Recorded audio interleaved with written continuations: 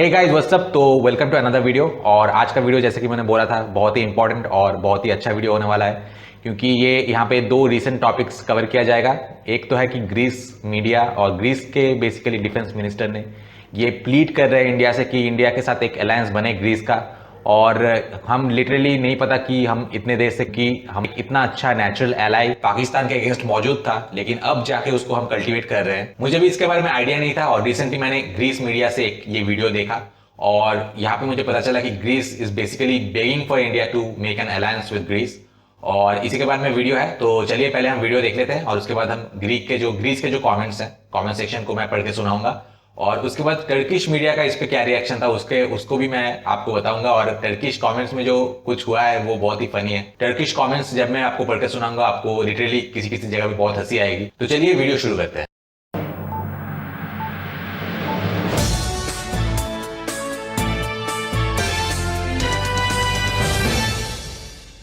तो पेंटापोस्टगमा पेंटापोस्टगमा महीनों से चिल्ला रहे हैं कि ग्रीस और भारत को करीब आना चाहिए। तुर्की हाल के वर्षों में ग्रीस को चुनौती दे रहा है और अंतर्राष्ट्रीय संधियों को खत्म करने की कोशिश कर रहा है। साथ ही तुर्की ने पाकिस्तान के साथ स्थापित की है और कश्मीर में भारत को चुनौती दे रहा है। Ινδία στο Κασμίρ. Η Τουρκία तुर्की पाकिस्तान की तरह एक कट्टरपंथी इस्लामिक देश बनता जा रहा है। επίσης το Ισλαμαμπάντ इस्लामाबाद भी परमाणु हथियार हासिल करने में तुर्की की मदद कर रहा है। राष्ट्रपति के रूप में एर्दोगान का लक्ष्य तुर्की को परमाणु शक्ति बनाना है। इसीलिए हम दो ऐसे देश हैं जिनका समान हित है। ग्रीस और भारत में बहुत कुछ समान है। हम सिकंदर महान के समय से लेकर आज तक एशियाई काल से बहुत निकट से जुड़े हुए हैं। Στις μέρες μας έχουν δύο κοινούς εχθρούς, την Τουρκία και το Πακιστάν. तुर्की और पाकिस्तान हमारे दो आम दुश्मन हैं और हमें इंटेलिजेंस के साथ साथ रक्षा क्षेत्र में भी मिलकर काम करना चाहिए। Η Ινδία παράγει οπλικά συστήματα τα οποία भारत हथियार प्रणाली का उत्पादन कर रहा है जो ग्रीस की मदद कर सकता है, जिससे ग्रीस तुर्की और पाकिस्तान का मुकाबला कर सकता है। Γενικός Διευθυντής της Γενικής Διεύθυνσης Πολιτικής और हमें संयुक्त सैन्य अभ्यास भी करना चाहिए। राष्ट्रीय रक्षा और अंतर्राष्ट्रीय संबंधों के महानिदेशक ने ऐसा कहा है। 2021 τον डॉक्टर कॉन्स्टेंटिनो उन्होंने 25 मई 2021 भारतीय कर्नल अनुपम आशीष का स्वागत किया। बैठक एथेंस और नई दिल्ली के बीच में द्विपक्षीय रक्षा संबंध के संदर्भ में राष्ट्रीय रक्षा को बढ़ावा देने का हिस्सा थी। सामान्य हित के मुद्दों पर चर्चा की गई और सैन्य निगमों को आगे प्रगति, व्यापार और शैक्षिक गतिविधियों के लिए संबंधित किया गया। हाइब्रिड खतरों से निपटने के लिए द्विपक्षीय और बहुपक्षीय सैन्य परीक्षण और अकादमिक परीक्षण को भी दो अधिकारियों ने आपसी सुरक्षा पर चर्चा की। Τούχοι συζήτησαν επίσης τις αμοιβαίες προκλήσεις ασφαλείας και σταθερότητας हमारे सुरक्षाओं के कारण हर बार इसका सम्मान करने वाली चुनौती और अस्थिरता, यह यूरोप संघ के बारे में सामान्य हित पर मुद्दों पर विचार का आदान प्रदान करने का अवसर था और कोविड-19 महामारी द्वारा लाए गए संकट प्रबंधन तंत्र के रूप में बैठक के दौरान कोविड पर चर्चा हुई। दोनों देशों के बीच में दोस्ती का मजबूत संबंध की पुष्टि हुई। साथ ही क्षेत्रीय और अंतर्राष्ट्रीय संगठन के ढांचे में ग्रीस और भारत के बीच द्विपक्षीय संबंधों को महत्व पर जोर दिया। हमें देखने के लिए धन्यवाद। Ευχαριστούμε που μας παρακολουθήσατε. Αν σας άρεσε αυτό το βίντεο μπορείτε να κάνετε like και εγγραφή στο κανάλι μας για να λαμβάνετε πρώτοι όλες τις νεότερες εξελίξεις. Μην ξεχνάτε να μας κάνετε σχόλια με την άποψή σας, καθώς η γνώμη σας είναι πολύ σημαντική για εμάς.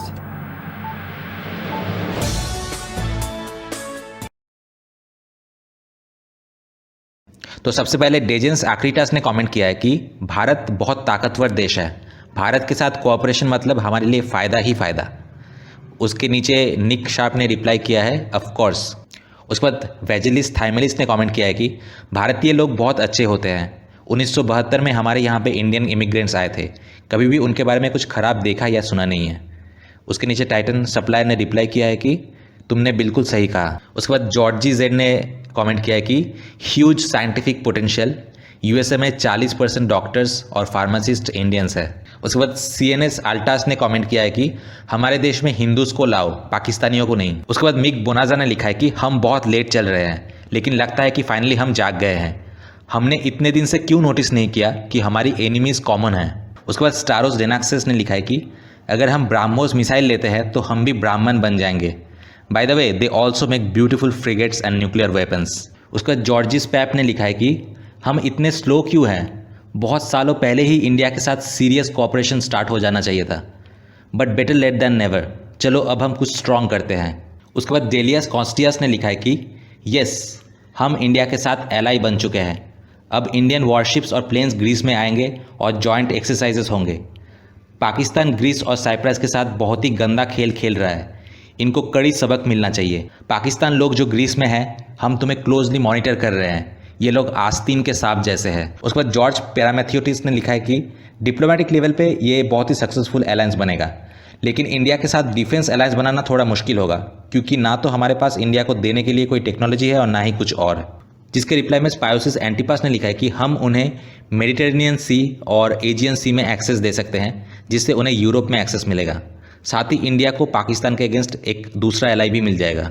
इसके रिप्लाई में जॉन वार्डाकिस ने लिखा है कि एक बार मेरे वॉयज के टाइम हमारी शिप इंडिया में रुका था। मुझे ऐसा लगा कि इंडिया एक ऐसा देश है जहाँ पे ग्रीक लोगों को बहुत प्यार से ट्रीट किया जाता है और टर्क्स को वो ज़्यादा पसंद नहीं करते। इंडिया हमारे लिए एक बहुत ही अच्छा ब्रदरली एलाई होगा और हम दोनों देश ही पाकिस्तानियों से नफरत करते हैं, और क्यों ना करें। याद रखना, ये इस्लामिक देशों से जो लोग किसी और देश में जाते हैं वो विजिटर के तौर पे नहीं, वो उस देश पे अपना कब्जा करना चाहते हैं। तो वीडियो से पहले मैंने सिर्फ पाकिस्तान का नाम लिया था, लेकिन टर्की का नाम लेना तो भूल ही गया था। तो टर्की और पाकिस्तान हमारे दो कट्टर एनिमी, और ग्रीस के भी ये कट्टर एनिमी हैं, तो हमारा बिल्कुल ही नेचुरल अलायंस बनता है। तो आई वंडर कि ऐसा एक अलायंस बनाने में इतना लेट क्यों हुआ, but better late than never. तो 2 महीने पहले ये वीडियो ग्रीसपीडिया में आया था, एंड आई होप कि इस पर एग्रेसिवली काम जारी है।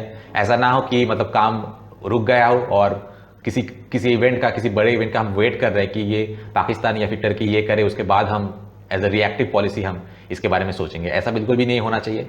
अभी वैसे तो हम बहुत ही लेट हो गए हैं, मतलब पाकिस्तान के पॉलिसी मेकर्स भी हमसे आगे चल रहे हैं। पाकिस्तान ने भी टर्की के साथ अलायंस बना लिया है और हमें ग्रीस के साथ अलायंस बनाने में इतना टाइम लग रहा है। तो एनीवे, अभी मैं आपको टर्किश मीडिया की रिपोर्ट और टर्किश कमेंट देखेंगे, तो चलिए शुरू करते हैं। Bakıyordum bugün aslında ilgili bir haber var mı diye bakarken henüz bununla ilgili bir haber göremediğimi belirteyim. Fakat başka bir haberi görmektesiniz. Yunan gazetesinde Yunanistan ve Hindistan'ın yakınlaşması gerektiğini aylardır haykırıyoruz cümlesi kullanılmasındaki güçlü dostluk bağları teyit edilirken aynı zamanda Yunanistan ile Hindistan arasındaki ikili ilişkilerin bölgesel ve uluslararası örgütler çerçevesinde daha da derinleştirilmesi. तो सबसे पहले LinkedIn मेमदोव ने लिखा है कि अब हिंदुस्तान तो Turkey का मारेगा। मज़े की बात यह है कि ये टर्किश एक सिटीजन ने ही कमेंट किया है, और उसके नीचे रिप्लाई में लिखा है कि तुम भी तो टर्किश हो, तो तुम ऐसे कमेंट क्यों कर रहे हो। बट एनीवे, शायद वो समझदार टर्की है, इसीलिए टर्किश है, इसीलिए वो ऐसा कमेंट किया। उनको पता है कि किसका ताकत कितना है। उसके बाद एज ए स्टूडेंट 123 ने कमेंट किया है कि वीडियो देखने से पहले मैं सोच रहा था कि टर्की एक बहुत डिसेंट फाइट देगा इंडिया को, लेकिन वीडियो देखने के बाद चला होली इंडिया इतना पावरफुल है। उसके बाद नियॉन ने लिखा है कि मैंने एक चीज़ नोटिस किया है कि ये नेशनलिस्ट टर्किश बच्चे सिंपल फैक्ट्स को भी एक्सेप्ट नहीं कर पाते। उसके बाद आर्डा ब्राउल स्टार्स ने लिखा है कि इंडिया के पास भले ही ज़्यादा हथियार हो, लेकिन वो पुराने हैं, हमारे हथियार मॉडर्न और बेटर क्वालिटी के हैं। जिसके रिप्लाई में मुराद आदिनोव ने लिखा है कि अब एक गधे, तूने कभी न्यूज़ देखा है? इंडिया के साथ जो भी क्लैशेस हुए हैं वहाँ पे इंडिया ने बहुत मॉडर्न वेपन्स का इस्तेमाल किया है, कुछ भी मत लिख। उसके बाद एमए जिवाली ने लिखा है कि कोई बात नहीं, भारत हमारे डर से ही मर जाएगा। इसके रिप्लाई में वार्डन ने लिखा है कि काश हमारे देश में तुम्हारे जैसे जाहिल लोग ना होते।